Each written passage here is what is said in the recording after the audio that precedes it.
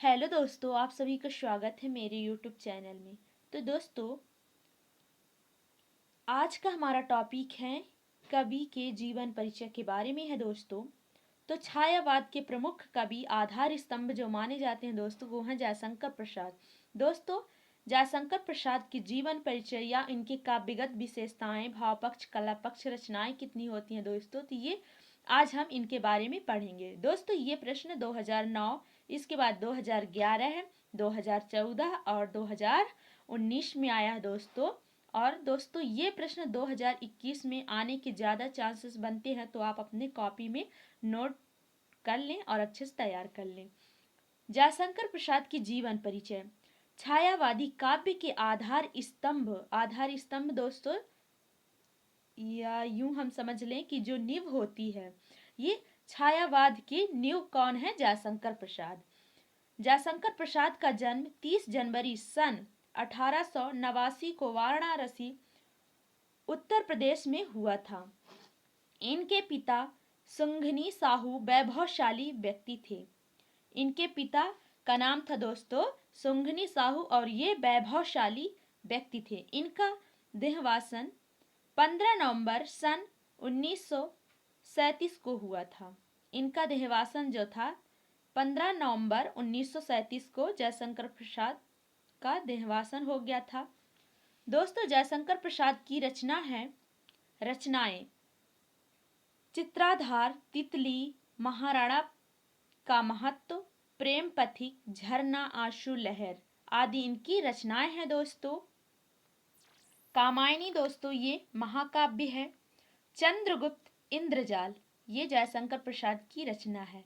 कामायनी छायावाद का महाकाव्य है और आंसू प्रसाद जी का लोकप्रिय विरह काव्य है। दोस्तों, ये आंसू जो काव्य है, यह प्रसाद जी का लोकप्रिय कैसा है? विरह काव्य है। इसके बाद दोस्तों, भाव पक्ष, हम कुछ काव्यगत विशेषताओं के बारे में जानेंगे। भाव पक्ष है दोस्तों, नंबर 1 है दार्शनिक विचारधारा। प्रसाद एक दार्शनिक कवि थे। उनके काव्य महाकाव्य कामायनी में आनंदवाद की प्रतिष्ठा की गई है। इनकी महाकाव्य दोस्तों जयशंकर प्रसाद की है जो, उसमें आनंदवाद की प्रतिष्ठा की गई है। दूसरा नंबर है प्रेम और सौंदर्य की विवेचना। प्रसाद जी मुख्यतः प्रेम और सौंदर्य के उपासक हैं। छायावादी कवि प्राकृतिक की हर वस्तु से सुंदरता के दर्शन करता है, मतलब हर वस्तु में सुंदरता का दर्शन कराते हैं। प्रसाद द्वारा निरूपित प्रेम में प्रधानता सर्वत्र मानसिक पक्ष की ही है, यानी कि सर्वत्र सब जगह इनकी मानसिक पक्ष की तरह दिखाई देती है। तीसरा नंबर है अनुभूति पूर्ण काव्य। अनुभूति की गहनता काव्य की श्रेष्ठता को प्रदर्शित करती है। इनकी काव्य जो होती है दोस्तों, ये अनुभूति की गहनता यानी गहराई की श्रेष्ठता को प्रदर्शित करती है यानी दिखाती है। चौथा नंबर है वेदना की अभिव्यक्ति। प्रसाद के काव्य में सर्वत्र एक गहन वेदना की अभिव्यक्ति मिलती है। आंसू में तो उनकी गहन वेदनाभूति अपनी संपूर्ण गहराई से व्यक्त हुई है, जिसकी पीड़ा पाठक के हृदय को छू जाती है। पांचवा नंबर है कल्पना का अतिरेक व रहस्यवाद। भावानुभूति के साथ साथ प्रसाद के कविताओं की कल्पना की अधिकता भी है। छठवां नंबर है दोस्तों प्राकृतिक चित्रण।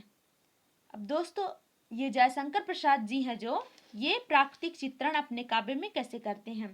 प्रसाद जी के काव्य में प्राकृतिक के सभी मनोहारी रूपों, मन को लुभाने वाला रूप का बड़ा ही रमणीय चित्रण हुआ है प्रसाद जी के काव्य में।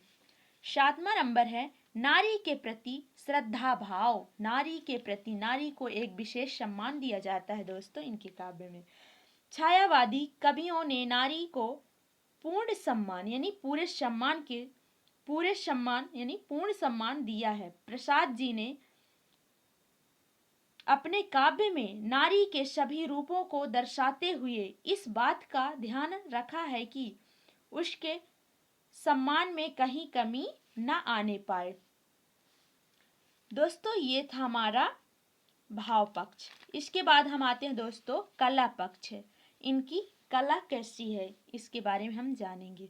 नंबर 1 है भाषा। प्रसाद जी के काव्य की भाषा व्याकरण सम्मत, परिकृष्ट एवं परिमार्जित बोली है। संस्कृत शब्दों की बहुतायत होने पर भी भाषा क्लिष्ट अथवा दुरूह नहीं हुई है। दूसरा नंबर है दोस्तों अलंकारों का प्रयोग। प्रसाद जी की भाषा में अलंकारों का प्रचुर मात्रा में प्रयोग हुआ है, यानी कि प्रसाद की अलंकार इन्होंने प्रचुर यानी कम मात्रा में प्रयोग किए हैं। तीसरा नंबर है छंद योजना। प्रसाद जी ने अपने काव्य में परंपरागत छंदों के साथ ही साथ नए नए छंदों को लिखकर मौलिकता का परिचय दिया है। दोस्तों इसके बाद हम आते हैं प्रसाद जी के साहित्य में स्थान क्या है।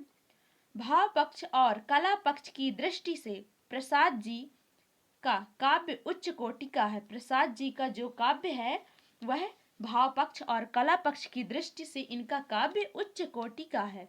निस्संदेह प्रसाद जी हिंदी के युग प्रवर्तक, साहित्यकार एवं छायावादी कवि हैं। तो दोस्तों आज के लिए बस इतना ही। तब तक के लिए जय हिंद, वंदे मातरम, धन्यवाद।